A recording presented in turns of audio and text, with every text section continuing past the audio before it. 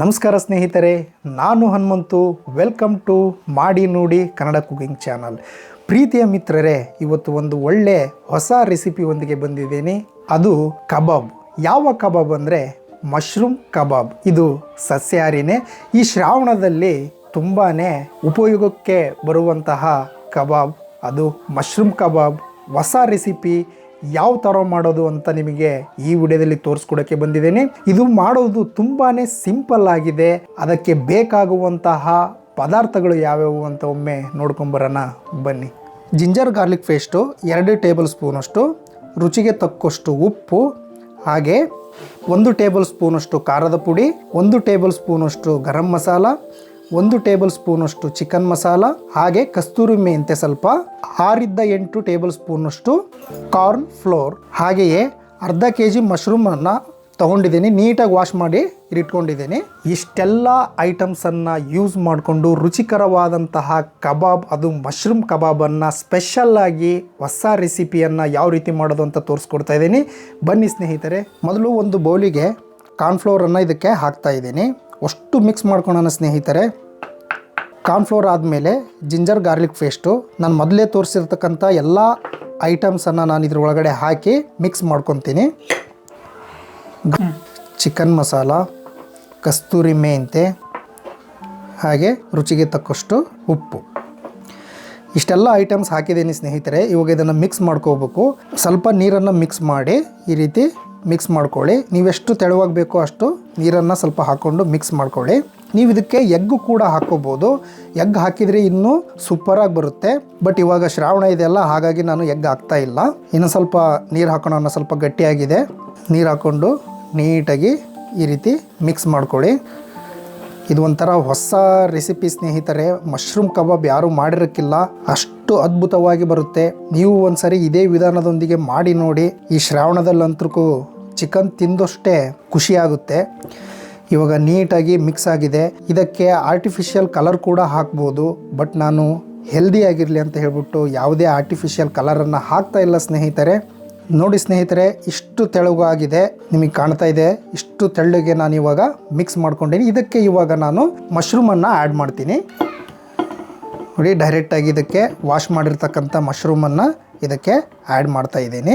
ಈಗ ನಾನು ಡೈರೆಕ್ಟಾಗಿ ರೆಡಿಮೇಡ್ ಮಶ್ರೂಮನ್ನು ಇದಕ್ಕೆ ಹಾಕಿದ್ದೀನಿ ಸ್ನೇಹಿತರೆ. ಇವು ನಿಮಗೆ ಸೈಜ್ ಮುಖಾಂತರ ನೀವು ಕಟ್ ಮಾಡ್ಕೋಬೋದು. ದೊಡ್ಡದಾಗಿತ್ತು ಅಂದರೆ ನೀವೇನು ಮಾಡ್ಬೋದು, ಚಿಕ್ಕದಾಗಿ ಕಟ್ ಮಾಡ್ಕೊಂಡು ಹಾಕ್ಬೋದು. ಬಟ್ ನಾನು ದೊಡ್ಡದಾಗಿರಲಿ ಅಂತ ಹಾಗೆ ಹಾಕ್ತಾ ಇದ್ದೀನಿ.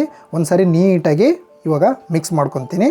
ಈ ರೀತಿಯ ದೊಡ್ಡದಾಗಿ ಇರೋದ್ರಿಂದ ಜ್ಯೂಸಿಯಾಗಿ ಸಖತ್ತಾಗಿ ಬರುತ್ತೆ ಸ್ನೇಹಿತರೆ. ನೀವು ಚಿಕ್ಕದಾಗಿ ಬೇಕಾದರೂ ಕಟ್ ಮಾಡ್ಕೋಬಹುದು. ನೋಡಿ ಸ್ನೇಹಿತರೆ, ಇಷ್ಟು ನೀಟಾಗಿ ಮಿಕ್ಸ್ ಮಾಡಿದ್ದೀನಿ. ಒಂದು ಸಾರಿ ನೀಟಾಗಿ ಮಿಕ್ಸ್ ಮಾಡ್ಕೊಂಡು ಆದಮೇಲೆ ಒಂದು ತವಾನ ಇಟ್ಟು ಅದರಲ್ಲಿ ಎಣ್ಣೆಯನ್ನು ಹಾಕಿ ಮಶ್ರೂಮನ್ನು ಬಿಡೋದಷ್ಟೇ. ಸಖತ್ತಾಗಿ ಬರುತ್ತೆ ಸ್ನೇಹಿತರೆ. ನೋಡಿ, ನೀವೇ ಮನೆಯಲ್ಲಿ ಮಾಡಿ ನೋಡಿ. ಮೊದಲು ಗ್ಯಾಸ್ ಸ್ಟವನ್ನು ಆನ್ ಮಾಡ್ಕೊಳ್ಳಿ. ಅದ್ರ ಮೇಲೆ ಒಂದು ತವಾನ ಇಡಿ. ತವಾ ಸ್ವಲ್ಪ ಬಿಸಿ ಆದ ನಂತರ ನೀವು ಇದಕ್ಕೆ ಎಣ್ಣೆಯನ್ನು ಸೇರಿಸಿ. ಎಣ್ಣೆ ಸ್ವಲ್ಪ ಹೆಚ್ಚಾಗಿ ಹಾಕ್ಕೊಳ್ರಿ ಸ್ನೇಹಿತರೆ. ಅಂದರೆ ಒಂದು ಅರ್ಧ ಲೀಟ್ರಷ್ಟು ಎಣ್ಣೆಯನ್ನು ಹಾಕ್ತಾ ಇದ್ದೀನಿ. ಎಣ್ಣೆ ಸ್ವಲ್ಪ ಬಿಸಿ ಆದ ನಂತರ ನಾವು ಮಶ್ರೂಮನ್ನು ಫ್ರೈ ಮಾಡಬೇಕಾಗುತ್ತೆ. ಸೊ ಇವಾಗ ಎಣ್ಣೆ ಹಾಕಿದ್ದೀನಿ. ಎಣ್ಣೆ ಕಾದ ನಂತರ ಸ್ನೇಹಿತರೆ, ಮಶ್ರೂಮನ್ನು ಡೈರೆಕ್ಟಾಗಿ ಎಣ್ಣೆ ಒಳಗಡೆ ನೀವು ಒಡ ಬಿಡ್ತಿರಲ್ಲ, ಆ ರೀತಿ ಬಿಡೋದಷ್ಟೇ.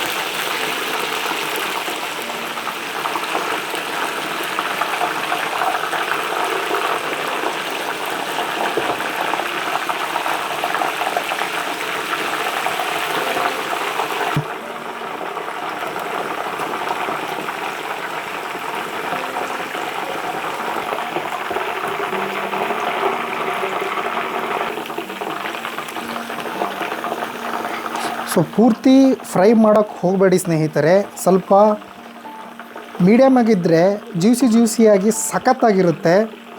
ನೋಡಿ ಇವಾಗ ಈ ರೀತಿ ಬಂದಿದೆ. ಇವಾಗ ಒಂದು ಪಕ್ಕದಲ್ಲಿರ್ತಕ್ಕಂಥ ಪ್ಲೇಟಿಗೆ ನಾನು ಇದನ್ನು ಸರ್ವ್ ಮಾಡ್ತಾ ಇದ್ದೀನಿ. ನೋಡಿ ಎಷ್ಟು ಸಖತ್ತಾಗಿ ಕಾಣ್ತಾ ಇದೆ ಸ್ನೇಹಿತರೆ.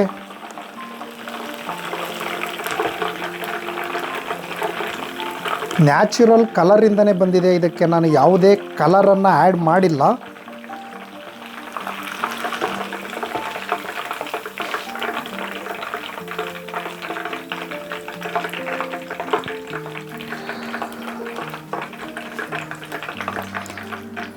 ಸ್ನೇಹಿತರೆ, ಮಶ್ರೂಮ್ ಕಬಾಬ್, ಅಣಬೆ ಕಬಾಬ್ ರೆಡಿಯಾಗಿದೆ. ತುಂಬಾ ರುಚಿಕರವಾಗಿರುತ್ತೆ, ಅದ್ಭುತ ರುಚಿಯೊಂದಿಗೆ ಹೊರ ಬಂದಿರುತ್ತೆ. ಅದು ಯಾವ ರೀತಿ ಬಂದಿದೆ ಅಂತ ಒಮ್ಮೆ ನೋಡೋಣ. ನಿಜ ಸ್ನೇಹಿತರೆ, ಸಖತ್ತಾಗಿದೆ. ನೀವು ಕೂಡ ಇದೇ ವಿಧಾನದೊಂದಿಗೆ ಮನೆಯಲ್ಲಿ ಮಶ್ರೂಮ್ ಕಬಾಬ್ ಅಂದರೆ ಅಣಬೆ ಕಬಾಬನ್ನು ಮಾಡಿ ನೋಡಿ, ಸಖತ್ತಾಗಿರುತ್ತೆ. ಈ ಒಂದು ಅಪರೂಪದ ರೆಸಿಪಿ ನಿಮಗೆ ಇಷ್ಟ ಆದರೆ ದಯವಿಟ್ಟು ಮನೆಯಲ್ಲಿ ಒಂದು ಸಾರಿ ಟ್ರೈ ಮಾಡಿ ನೋಡಿ. ಹಾಗೆಯೇ ಇಷ್ಟ ಆದರೆ ದಯವಿಟ್ಟು ಕಮೆಂಟ್ ಹಾಕೋದನ್ನು ಮಾತ್ರ ಮರಿಬೇಡಿ ಸ್ನೇಹಿತರೆ. ಇದೇ ರೀತಿ ಹೊಸ ರೆಸಿಪಿ ಅಥವಾ ಹೊಸ ವಿಧಾನದೊಂದಿಗೆ ಮತ್ತೆ ನಿಮ್ಮನ್ನು ಭೇಟಿ ಮಾಡ್ತೀನಿ ಸ್ನೇಹಿತರೆ. ಅಲ್ಲಿವರೆಗೂ ನಮಸ್ಕಾರ.